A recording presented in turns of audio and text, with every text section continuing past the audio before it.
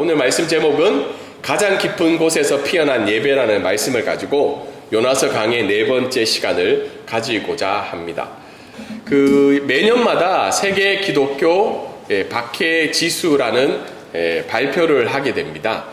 세계에서 이제 어떤 지수가 있는가, 물론 제가 잘못 적었네요. 2025년 세계 기독교 박해 지수입니다. 20여 년 동안 늘 1등하는 국가가 있습니다. 그게 북한이죠. 물론 이제 작년에부터 이제 영화가 나왔죠. 신의 악단이라는 영화를 통해서 또 북한 사회가 어떤 형편인지 볼 수 있는 시간이었는데요. 이 북한에 있는 어려움들이 날마다 이제 전해지고 있는데, 특별히 이 국가들을 보면 거의 변화가 없어요. 이제 무슬림 국가들이 대부분인데, 근데 안타까운 것은 2000년의 기독교 역사, 그러니까 예수님이 오신 이후에 2000년의 이 교회 역사가 있는데, 2000년의 역사 중에 1900년 동안 박해를 받고 그리고 순교한 숫자들이 지금 100년 동안 순교를 당한 숫자보다 적습니다. 우리가 생각하기에는 지금 뭐 이 시대에 기독교가 그렇게 박해를 많이 당할까 생각하지만, 최근 100년 동안 박해를 통해서 순교를 당한 숫자가 훨씬 더 많고 좀 더 어려움을 겪는 일들이 현대에도 일어나고 있다는 거죠. 한 예로 이제 이란 교회죠. 지금 우리가 이란 전쟁을 겪고 있어서 뭐 이란이 참 나쁜 나라다 생각하는 사람도 있고, 또 미국이 너무한 거 아니냐, 이스라엘이 너무 이기적인 게 아니냐, 여러 가지 생각이 있는데, 우리가 놓쳐버리고 있는 것이 뭐냐면 이란에 있는 지하교회라는 거예요. 우리는 기독교인의 입장으로서 오늘도 우리가 예배를 드리고 있지만, 동일하게 드리는 이 시간에 누군가는 박해와 어려움 속에, 고통 속에서 예배를 드리고 있다는 겁니다. 이란에 관한 뉴스를 우리가 많이 들었는데, 1979년 왕조가 무너지고 이슬람의 지도자들이 어떻게 해요? 정권을 잡고 국가를 운영하고 난 이후부터 기독교가 엄청나게 박해를 받고 있죠. 근데 아이러니하게 이 1979년 이후부터 지금까지 최근 20년 동안 약 100명의 성도가 생겨나기 시작했다고요. 1979년에 통계를 보니까 한 20만 명 정도 되는 사람들이 기독교 인구가 있다고 했는데, 지금 무려 100만 명이라는 거죠. 박해가 있고 고난이 있고 그 삶의 가장 깊은 인생의 순간을 맞고 있는 그 이란 교회에 놀라운 일들이 일어나고 있다는 거예요. 참 안타까운 건 태국이 지금 기독교 인구가 50만 명밖에 안 돼요. 200년의 역사가 다가오고 선교사에게 비자를 주는 국가임에도 불구하고, 그만큼 종교의 자유가 있음에도 불구하고 50만 명이 안 되는데, 이런 삶의 마지막 자리에 있는 이 이란 교회 가운데는 하나님의 역사들이 일어나고 있다는 겁니다. 왜 그럴까요?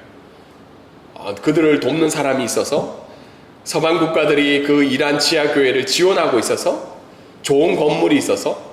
그렇지 않다는 거예요.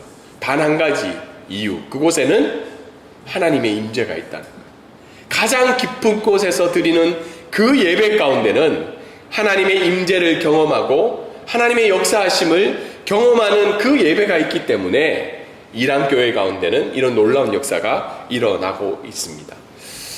오늘 읽었던 요나의 말씀 가운데도 깊은 어둠 속에서 드리는 한 명이 있죠. 물론 그는 하나님의 말씀을 저버리고 하나님의 말씀을 순종하지 않고 다시스로 가는 배를 타서 바다에 던짐을 당하게 됩니다. 그리고는 어떻게 돼요? 물고기 뱃속으로 들어가죠. 사실 물고기 뱃속이라는 말은 스올이라는 말로 자신의 처지를 비유하고 있는데, 그만큼 지옥과 같은 깊은 어둠 속에서 그가 잠겨져 있음을 오늘 본문은 이야기를 하고 있습니다. 그런데 그 요나는 그 어둠 속에서 뭘 하고 있다는 거예요? 하나님께 예배하고 있는 모습을 우리에게 보여주고 있습니다. 그래서 깊은 어둠 속, 사실 우리가 주일날 예배를 드리러 올 때는 그분이 깊은 어둠 속에 있는지, 엄청난 깊은 속에 있는지 잘 모르잖아요. 근데 자신을 뒤돌아볼 때 우리가 날마다의 시험 가운데, 아니면 말 못할 그 어려움 가운데 깊은 어둠 속은 누군가에게는 날마다 찾아오는 상황이라는 겁니다. 아니면 지금은 내가 벗어나 있지만 언젠가는 우리에게 찾아오는 삶의 모습이 깊은 어둠의 모습일 수 있다는 겁니다. 그 상황 속에서 우리가 무엇을 해야 되는지, 무엇을 가지고 하나님께 나아가야 되는지 오늘 요나서 말씀은 이야기를 해주고 있습니다.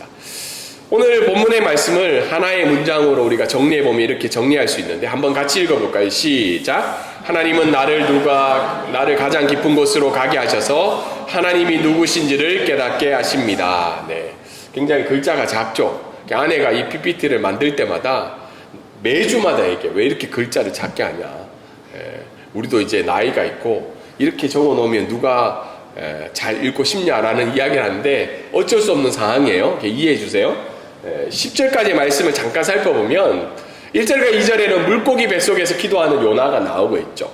극한의 상황이라는 거예요. 여러분, 뭐 요나 얘기 많이 해서 그림을 잘못 그려놨어요. 그래서 요나의 뱃속, 물고기 뱃속을 꼭 넓은 광장이 있고 어떻게 해요? 좀 살만하다라고 그림을 많이 그려놔서 물고기 뱃속이라고 생각을 하는데 여러분, 이 상황은 극한의 상황이에요. 저는 사실 비린내를 굉장히 싫어합니다. 그래서 태국 음식 중에 웬만한 건 다 먹어요. 근데 제가 싫어하는 음식이 하나가 그 생선을 끓이는 거예요. 학교에 제가 교수로 있을 때, 뭐 지금은 이제 관도서 잘 안 가지만 지난달까지 학교에 가면 매주 음식을 3-4번은 먹어야 돼요. 그러면 이제 학생들이 알아요. 교직원도 알아요. 김익만, 아짠킴은 뭘 싫어하는지. 그래서 그 음식이 나오면 아짠킴을 위해서 가끔 계란 후라이를 해줘요. 제가 못 먹는 걸 아니까. 그만큼 비린내가 난다는 건 상상을 초월한 거죠. 물고기 뱃속에서 내장에 갇혀서 어떻게 해요? 겨우 숨만 쉬고 있는 상황이 물고기 뱃속이라는 거예요. 그 극한의 상황에서 뭘 하고 있어요? 기도를 하고 있죠. 근데 아이러니하게도 요나는 하나님이 기도를 들어주실 것을 확신하며 기도하고 있다는 겁니다. 왜냐하면 1절에 나오는 기도하였다는 말은 과거의 시제라는 거예요. 그 확신 속에서 이미 드려지고 있다는 거죠. 그리고 3절과 6절에 보면 하강하여 가장 깊은 곳에 있는 요나, 그냥 물고기 뱃속이 아니라 어떻게 해요? 최악의 순간임을 보여주고 있어요. 왜냐하면 3절과 6절에 보면 자신의 상황을 이야기하고 있죠. 누가 던졌어요? 바다에? 자기가 선원이 던졌지만 사실은 요나는 하나님이 자신을 바다에 던졌다는 걸 알고 있죠. 그리고 어떻게 해요? 쫓겨나고 물이 자신을 에워싸고 6절에 보면 산의 뿌리, 죽음의 문턱까지 자기가 와 있다는 것을 알고 있습니다. 그런데 그 구덩이 속에서 누가 건져줄 수 있다는 거예요? 하나님만이 건져줄 수 있다는 걸 요나가 고백하고 있죠. 그래서 7절과 9절에서는 그 극한에 상한 가장 깊은 곳에서 요나는 무엇을 하고 있나요? 하나님께 예배하고 있는 장면을 보여주고 있습니다. 사실 1장과 2장은 굉장히 대비되죠. 1장은 뭐예요? 분명한 하나님의 뜻이 있고 임재가 있고 말씀이 있는데 무시하고 어떻게 해요? 배에 들어가서 잠을 자고 있는 요나의 모습이 있는 반면에 2장에는 어떻게 해요? 극한의 상황 속에서 포기하지 않고 하나님께 구원이 있음을 믿음으로 고백하고 있는 요나의 모습이 있습니다. 사실 이런 대비된 장면은 우리의 삶들 가운데 반복적으로 나타나죠. 하나님의 은혜를 경험할 때는 뭐예요? 세상 다 간진 것처럼 행복하게 살다가 뭐 하나 조금 삐끗나고 어려움이 겪고 예상치 못하면 어떻게 해요? 요나처럼 그 극한에 있는 우리 자신을 발견하게 됩니다. 예배 드림으로 말미암아 드디어 요나가 어디로 나와요? 육지로 나오게 됩니다. 오늘 이 말씀을 통해서 몇 가지 우리 살펴보기를 원하는데, 첫 번째는 내 인생의 물고기 뱃속은 어디인가를 우리 자신을 생각해 보기를 원합니다. 요나는 기도를 드렸던 곳이 성전이나 아니면 이스라엘 백성 앞에서 기도를 한 것이 아니라 어디에서 기도를 했다는 거예요? 물고기 뱃속에서 기도를 했다는 겁니다. 사실 요나의 죄는 자신이 가지고 있던 우상이었죠. 민족주의. 지금도 사실 이 전쟁은 민족주의가 부딪히고 있어요. 누가 신에게 선택받은 사람인가? 누가 이 세상을 이끌어갈 민족인가에 대한 우상들이 그 전쟁 가운데 나타나고 있죠. 그리고 요나는 이미 하나님의 계시를 어떤 성공한 사람이라고 이야기했죠. 하나님께 이미 선지자로서의 성공을 경험한 사람이에요. 그러다가 두 번째, 세 번째 이 말씀이 임했을 때 그것을 거부한 자신의 우상의 모습이 있다는 거죠.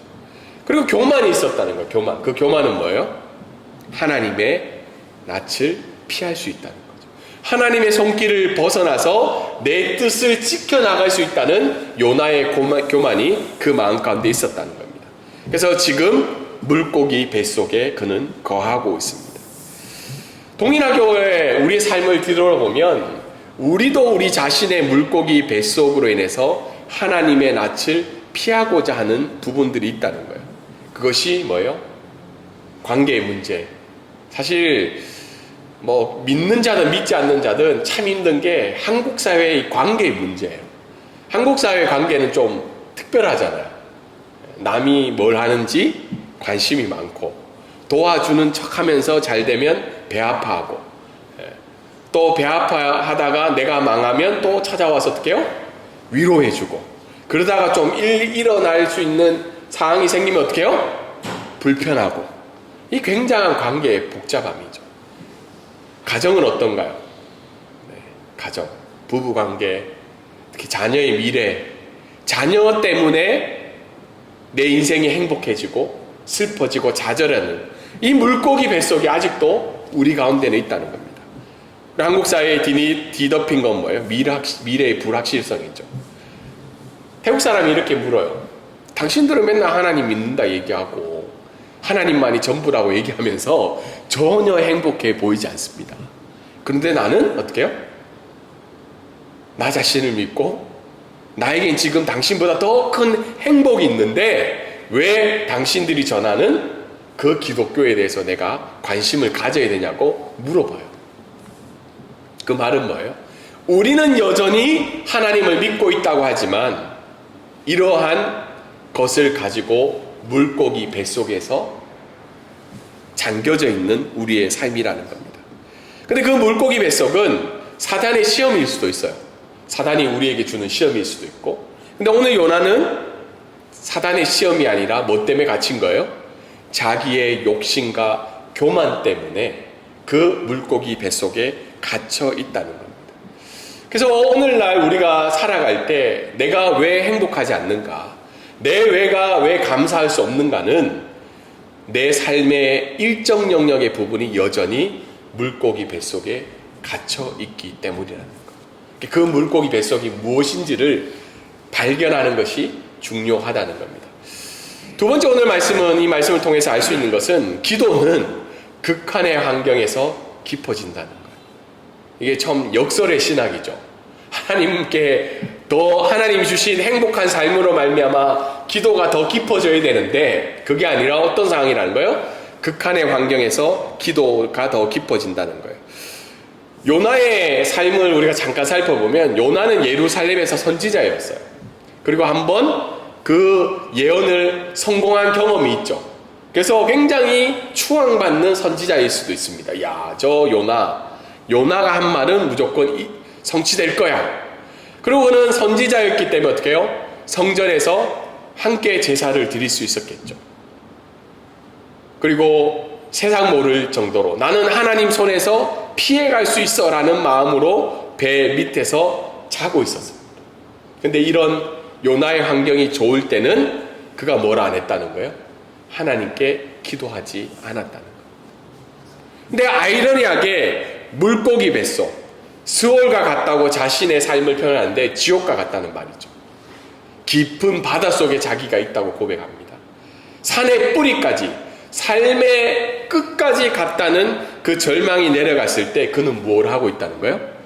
믿음의 확신을 가지고 기도를 하고 있다는 겁니다.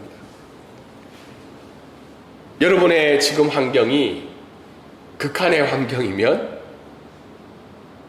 환경인지 아니면 남들이 보기에 괜찮다 하는 환경인지 자기 자신은 알 수 있겠죠. 저는 제 개인의 삶을 뒤돌아보면 저는 이렇게 좀 장애물을 극복하는 편이에요. 삶의 의지를 가지고. 그리고 어릴 때는 아니죠. IMF 때 아버지가 한 번씩 얘기를 드렸는데 아버지가 사업에 망하고 난 다음에 IMF 때 그 삶을 좀 진취적으로 좀 이겨나가기를 이겨나갔던 삶을 살았던 것 같아요. 한 19살 때부터 지금까지. 한 20 몇 년을 그렇게 열심히 산 거죠. 남들은 보기가 어떻게 고생을 좀 해본 사람처럼 보이나요, 제가? 좀 보이죠. 막 흰머리도 많고. 예.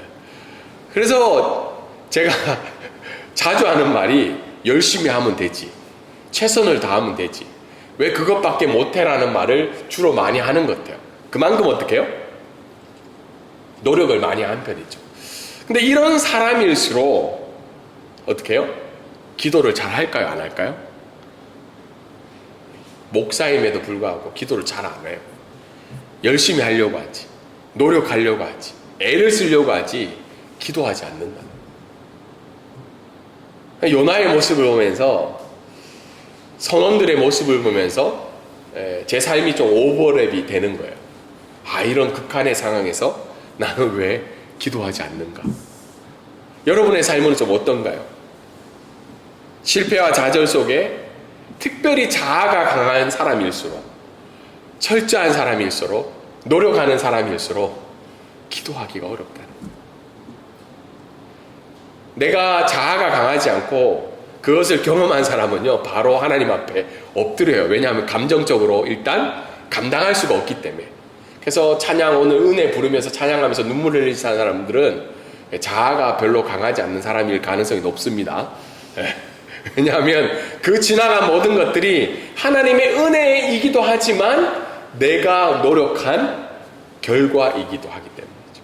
물론 나이가 들면 이제 눈물을 많이 흘리죠. 특히 남자분들 꽃 보면서 사진 찍기 시작하면 이미 이 시기로 지나간 거예요. 근데 아직 나는 사진을 안 찍는다. 꽃을 보면서. 그러면 아직 내 자아가 굉장히 강한 편인 거죠. 근데 기도는 극한의 환경에서 더 깊어질 수밖에 없다. 왜냐하면 하나님만이 내 인생의 주인 되시고 해결자라는 것을 고백할 수밖에 없다는 거죠. 그래서 극한이 환경이 깊어질수록 그 사람의 기도는 더 깊어진다는 것을 오늘 말씀은 이야기를 하고 있습니다. 그러면서 오늘 말씀이 또 우리에게 주는 것은 다시 일어나는 신앙에 대해서 이야기를 하고 있죠. 4절과 7절에 보면 내가 말하기를 내가 주의 목전에서 쫓겨났을지라도 다시 주의 성전을 바라보겠나이다. 내 기도가 주께 이르렀사오니 주의 성전에 미쳤나이다. 요나는 자신의 죄로 인해서 하나님께 버림받은 느낌을 받았어요. 여러분, 요나가 잘못된 사람이에요? 우리가 보기에. 요나가 지난번도 말씀드린 것처럼 누군가한테 피해를 줬어요. 물론 자기 때문에 지금 선원들이 다 죽게 되었지만 실제적으로 요나는 그렇게 윤리적으로 문제가 있는 사람은 아니었어요. 근데 왜 버림을 받아야 돼요? 가끔 여러분 그런 생각이 들 때 안 들어요? 나 예배도 잘 드렸고 내가 남한테 그렇게 잘못한 짓 한 거 별로 없는데 꼭 하나님이 내 인생을 버린 것 같은 상황이 찾아올 때가 있다는 거예요.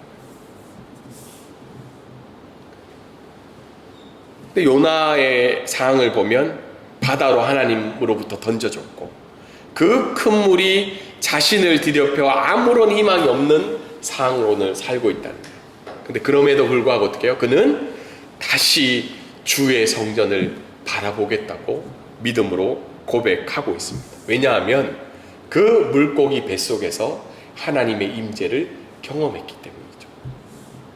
동일하게 우리는 우리의 인생의 뱃속, 특별히 미래가 보이지 않는 그 공간을, 그 상황을 오늘도 우리가 살아가고 있습니다. 그래서 많은 사람들이 둘 중에 하나 선택해요. 하나는 하나님의 성전을 향해 시선을 돌리든지 아니면 절망 속으로 더 깊이 빠져 들어가든지. 왜 우리가 기도해야 될까요? 극한의 상황에서 왜 기도해야 될까요? 사실 기도하는 것보다 해결 방안을 빨리 찾는 게 더 중요하잖아요. 문제를 해결하고 도울 사람을 찾고 도울 방법을 구하는 게 맞는데 왜 기도해야 되냐면 기도는 하나님을 다시 바라보게 하고 의지하게 하고 경험하게 하여서 성전을 바라보게 하는 능력과 힘이 기도에서 다가온다. 그래서 저는 이 말씀 보면서 굉장히 부끄러웠어요. 왜냐하면 뭐 다 알 거예요. 우리 집 사람들은 다 알 거예요. 우리 아버지는 새벽에 일어나서 강의는 준비해도 새벽에 일어나서 기도하는 건 별로 못 봤을 거예요. 왜냐하면 그만큼 제 자신 안에도 다시 일어나는 신앙이 중요한 부분은 내 노력과 의지가 더 강했기 때문이죠. 근데 오늘 말씀을 준비하면서 다시 일어나야 되는데 그 일어나게 하는 힘은 뭐냐면 주님, 내가 다시 주님을 바라보고 싶습니다라는 영혼에서 우러나오는 기도가 우리를 다시 하나님 앞에로 나아가게 한다는 겁니다. 그리고 오늘 또 주신 말씀이 우리에게 주는 것은 요나가 이런 하나님 앞에 고백을 하였지만 8절에 보면 거짓되고 헛된 것을 숭상하는 자는 자기에게 베풀어진 은혜를 버리거니와 라는 고백을 하나님께 합니다. 이 말은 지속적으로 거짓되고 헛된 나의 우상을 버려야 된다는 거죠. 이 고백을 했을 때 우리는 생각할 수 있죠. 이거는 니느웨를 향한 거야. 니느웨 백성들이 어떻게 해요? 자기가 가지고 있던 하나님을 부정하고 하나님 이외의 우상들을 살피고 있는 것을 발견했지만 궁극적으로는 이 말씀을 누구에게 이야기한 거예요? 자기에게 얘기한 거죠. 요나 자신 안에 있는 우상. 비록 내가 하나님 앞에 예배함으로 나왔고 하나님을 버리지 않고 하나님의 말씀을 전하는 자였지만 그 자신은 누구였다는 거예요? 우상 숭배자였다는 걸 그 요나는 깨닫게 된 거죠. 내가 그동안 받았던 하나님의 은혜, 하나님의 말씀에 성취된 것을 알고 있었지만 그 자신 안에는 여전히 어떻게 해요? 자기 민족을 향한 민족주의, 자신의 신학, 그리고 하나님 손을 벗어나고 내 뜻대로 살아갈 수 있다는 그 자기를 향한 우산이 있었다는 것을 자각하게 되었다는 겁니다. 오늘날 우리는 보이는 우상 앞에 절하지 않아요. 혹시 절하는 사람 계신가요? 다 요즘은 상식적으로 또는 태국에 와도 그냥 뭐 절이 있는가 보다 하고 다 지나가죠. 근데 실제적인 우상은 뭐냐면 성공에 대한 우상. 다 성공하고 싶잖아요. 그렇지 않나요?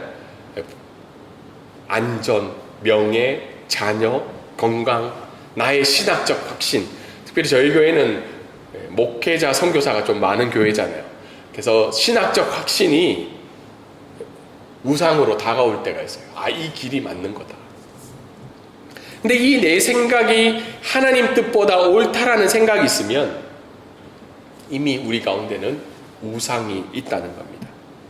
이것이 가장 교묘한 우상이고 이것을 지속적으로 회개하며 우리가 날마다 우상을 버리는 훈련을 하지 않으면 극한의 상황에서는 어떻게 해요?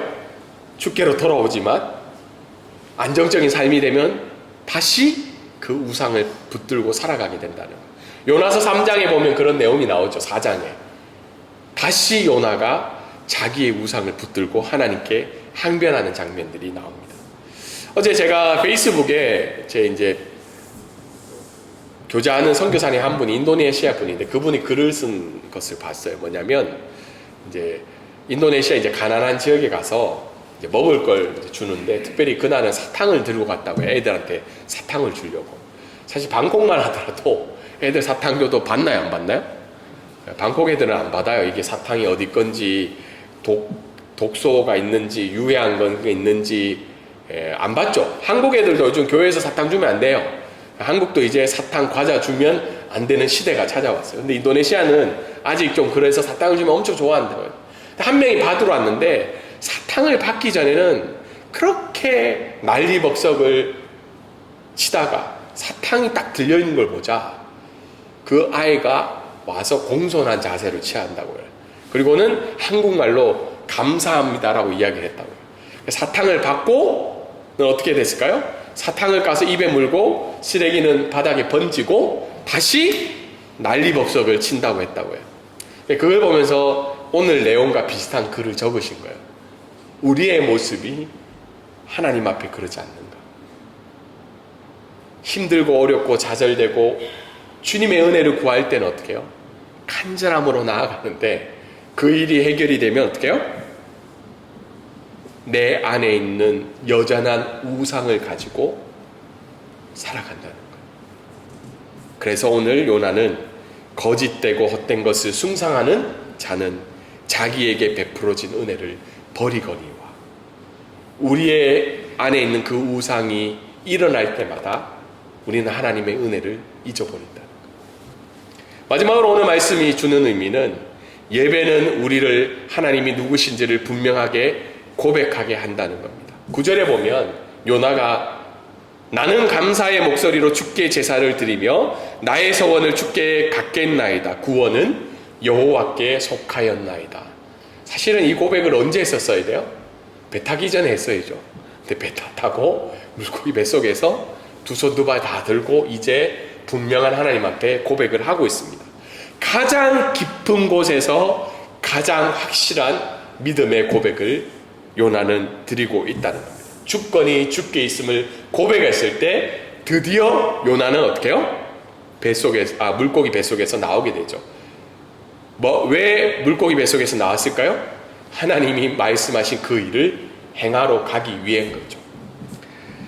동일하게 우리도 이 예배를 통해서 우리 자신이 통제하려는 모든 것을 내려놓는 훈련을 해야 돼요.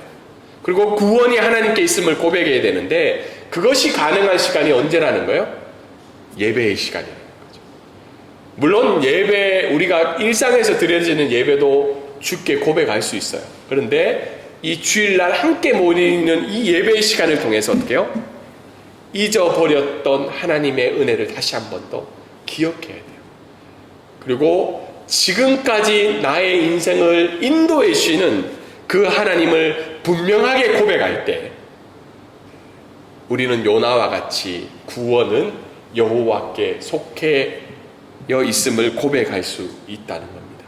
그래서 일주일에 드리는 예배지만 물론 우리가 상황에 따라서 온라인으로 예배 드릴 수 있고 주중에 여러 가지 방편을 통해서 예배 드릴 수 있지만 어쨌든 주일날 한 번 모이는 이 예배가 중요하다는 겁니다. 왜냐하면 그 예배를 통해서 다시 한번 하나님의 임재를 고백하고 하나님이 누구신지를 다시 한 번 더 고백할 수 있는 시간이기 때문입니다. 말씀을 적용하면 우리의 죄와 죄악으로 인해 물고기 뱃속에 있다 할지라도 우리를 포기하지 않으시고 우리를 건지시는 그 하나님께 기도하는 복된 인생이 되기를 원합니다. 또한 예배를 통해서 우리가 예배를 통해서 여러 가지 것들을 할 수 있지만 무엇보다도 하나님이 누구신지를 다시 한 번 더 고백해야 돼요. 그리고 우리 삶의 모든 것을 통제하려고 했던 내 안에 있는 그 우상들을 내려놓고 구원은 주께만 있음을 다시 한 번 더 하나님의 주권을 고백하는 저와 여러분이 되기를 주님의 이름으로 소망합니다.